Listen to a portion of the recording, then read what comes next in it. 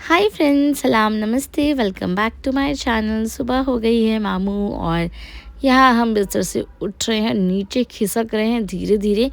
मन तो था थोड़ा और सो जाऊं, लेकिन फिर सारे काम लेट हो जाएंगे। और इतने दिनों बाद मैं ब्लॉग इसलिए बना रही हूँ कि मेरी तबीयत इतनी ख़राब थी कि मैं बता नहीं सकती। अभी भी मेरी आवाज़ बहुत भारी है। अगर ज़िंदगी में आपको कभी काम करने के लिए दिल्ली एनसीआर में आके रहना पड़े ना, तो समझ जाना कि आपकी तबीयत जो है ना, वो 12 महीने में से 8 महीने ख़राब ही रहने वाली है। कभी खांसी जुकाम तो ऐसा है कि आपका ऐसा साथ निभाएगा कि आपको छोड़ेगा ही नहीं भाई। क्या सिरप पी लिए मैंने, क्या काढ़े बना के पी लिए मैंने, लेकिन ये तो ठीक होने को ही नहीं आया। और इतनी सारी चीज़ें जो है नई नई मैंने अपनी लाइफस्टाइल में ऐड की हैं, जैसे कि ये सौंफ का पानी जो 1 चम्मच मैंने रात को भिगोया था और इसको सुबह में छानकर खाली पेट पी जाती हूँ। एक तो इससे मेरी एसिडिटी का लेवल जो है वो बरकरार अच्छा सा रहता है, ज़्यादा एसिडिटी मुझे नहीं होती है। और मेरे को लगता है इससे मेरे चेहरे पर हल्का सा ग्लो भी आया है। तो ये मैंने स्टार्ट किया है। और सच्ची में मैं इतनी ज़्यादा दुखी हो गई हूँ, अब यहाँ पे रह कर के मन करता है कि पहाड़ों की तरफ निकल जाऊँ कहीं। सच मानिए, अगर डुगुर की पढ़ाई का मसला नहीं होता और उसका स्कूल चेंज किया जा सकता ना, तो मैं एक दिन भी जो है दिल्ली एनसीआर में रहने की कोशिश नहीं करती। जितना मुझे क्रेज़ था ना कॉलेज टाइम से दिल्ली में रहने का, उतनी ज़्यादा मुझे अड़चन होती है अब यहाँ रहकर, इतनी ज़्यादा घुटन होती है। मैं जैसे ही गैलरी का दरवाज़ा खोल के रखने की कोशिश करती हूँ, मुझे ऐसा लगता है मेरा गला ख़राब होने लग गया है। दिवाली वगैरह की तो आप बात ही छोड़िए, ये तो आम अक्सर ऐसा ही रहने लग गया है। यहाँ पे पी हमने अपनी फेवरेट कॉफ़ी, क्योंकि मुझे लगा कि कॉफ़ी पी के शायद मेरे दिल को सुकून मिले, तो थोड़ा बहुत मिला भी। और साथ में इतनी सारी स्ट्रॉबेरीज़ आ गई ब्लिंकिट से। आई क्या, ये 2 डिब्बे थोड़े से इसमें से ख़राब स्ट्रॉबेरीज़ थी। मैंने कंप्लेन की, कितने अच्छे हैं बेचारे, उन्होंने मुझे 3 डब्बे फ्री में दे दिए। अभी इतनी सारी हो गई कि इसका करना क्या है, ये भी सोचना पड़ेगा मुझे।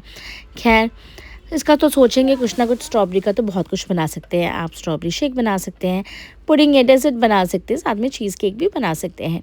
तो यहाँ पे सब्जियाँ बहुत सारी हो गई थी, हमने सोचा कि भाई इनको काट लें और इनको कुछ इसका कर ले। तो पुलाव खाने का तो देखो बिल्कुल मन नहीं था मेरा आज, तो मैंने इनको ना इसको सोचा पहले चॉप कर लेते, फिर अपना दिमाग लड़ाया।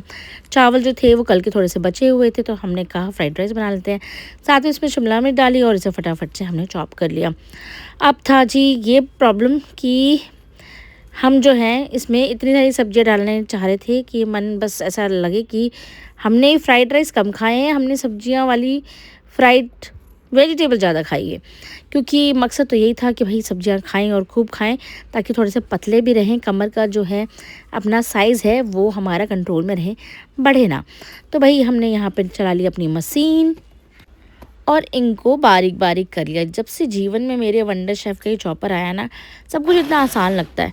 मेरी बहन कहती है तो चॉपिंग के लिए कोई रख ले। भैया किसको रख लूँ मैं चॉपिंग के लिए?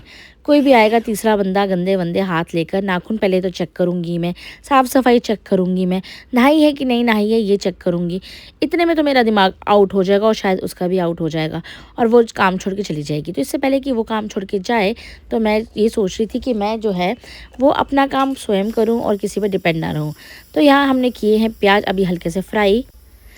यहाँ पे हमने हरी सी मिर्च भी डाल ली थी इसमें, गाजर में तो थोड़े से गाजर हम डालेंगे। अब ज़िंदगी के इतने साल गुजर जाने के बाद चॉपिंग चूपिंग का ना मुझे अंदाज़ा हो गया है।